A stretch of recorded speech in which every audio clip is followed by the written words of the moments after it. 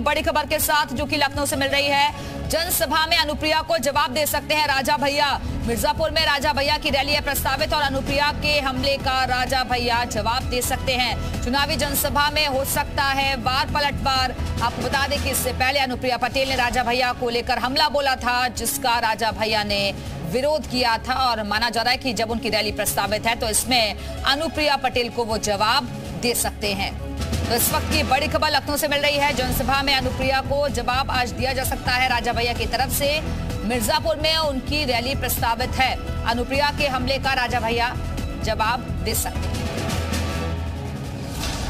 लोकसभा चुनावों में अब यूपी के दक्षिणी हिस्से में आने वाले जिलों पर वोटिंग होनी है और आखिरी चरण में वाराणसी के साथ साथ मिर्जापुर की सीट पर भी मतदान होगा। वो मिर्जापुर जहां अब प्रचार के लिए रघुराज प्रताप सिंह उर्फ राजा भैया उतर रहे हैं। राजा भैया 24 मई को मिर्जापुर आ सकते हैं और सबसे पहले विंध्याचल दर्शन कर सकते हैं और उसके बाद बैठक कर सकते हैं। मिर्जापुर में रघुराज प्रताप सिंह उर्फ राजा भैया के आने की सुगबुगाहट पर सियासी गलियारों में हलचल मच गई है। पिछले दिनों अनुप्रिया ने राजा भैया को लेकर एक बयान दिया था, जिससे राजा भैया आहत हैं। राजा भैया के साथ ही जनसत्ता दल लोकतांत्रिक के कुछ दिग्गज नेता भी मिर्जापुर पहुंचकर अनुप्रिया के खिलाफ चुनाव प्रचार करने वाले हैं।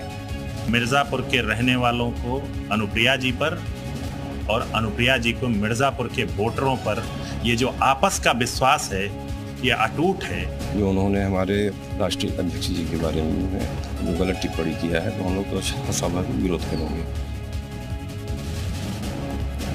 पूर्वांचल में राजपूत वोटरों का कहां-कहां प्रभाव है, आपको ग्राफिक्स के जरिए महत्वपूर्ण जानकारियां देते हैं। तो राजपूतों का प्रभाव कौन-कौन से इलाकों में माना जाता है, इसमें जौनपुर, प्रतापगढ़, गाजीपुर,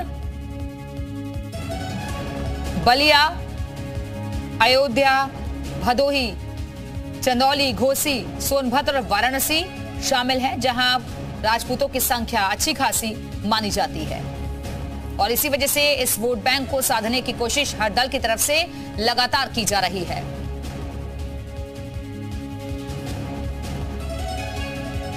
और इसी खबर पर और ज्यादा बातचीत के लिए इस वक्त सीधे रुख करेंगे अपने सहयोगी का नीतीश पांडे इस वक्त हमारे साथ जुड़ गए हैं। नीतीश, जैसे जैसे अब ये चुनाव पूर्वांचल की तरफ मुड़ रहा है, वैसे वैसे जो राजनीतिक हमले हैं, सियासी बयानबाजी दोनों तरफ से लगातार हो रही है। अनुप्रिया पटेल ने हमला बोला तो राजा भैया माना जा रहा है कि जवाब दे सकते हैं। मिर्जापुर में जो रैली होने वाली है उसमें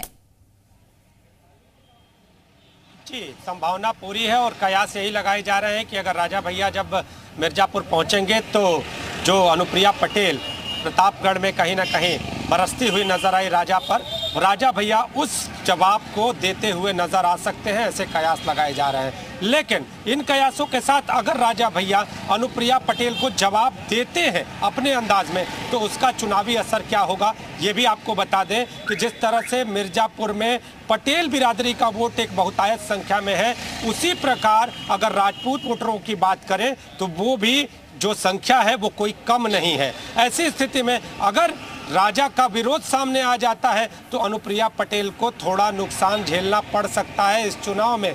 अब देखना ये होगा कि अनुप्रिया पटेल इस बयान को देने के बाद क्या राजा के सामने आती है, क्या राजा भैया इस बयान का जवाब देते हैं जो पिछले दिनों अनुप्रिया पटेल द्वारा दिया गया था, या फिर जो मामला है राजनीतिक तौर पर यूं ही शांत रहता है। क्योंकि आज जो रैली होने वाली है अखिलेश यादव की प्रतापगढ़ में, उसमें भी कहा जा रहा है कि राजा भैया खुद तो कहीं शामिल होते दिखाई नहीं देंगे, लेकिन उनके जो समर्थक और इसके साथ ही उनके जो खासतौर पे पदाधिकारी हैं वो वहां पर कहीं ना कहीं समर्थन करते हुए नजर आएंगे। तो राजा भैया नीतीश और अच्छा खासा प्रभाव राजा भैया का माना जाता है प्रतापगढ़ और उसके आसपास के इलाकों में, और अनुप्रिया पटेल के खिलाफ प्रचार करना या विरोध करना मतलब एनडीए को नुकसान कह सकते हैं।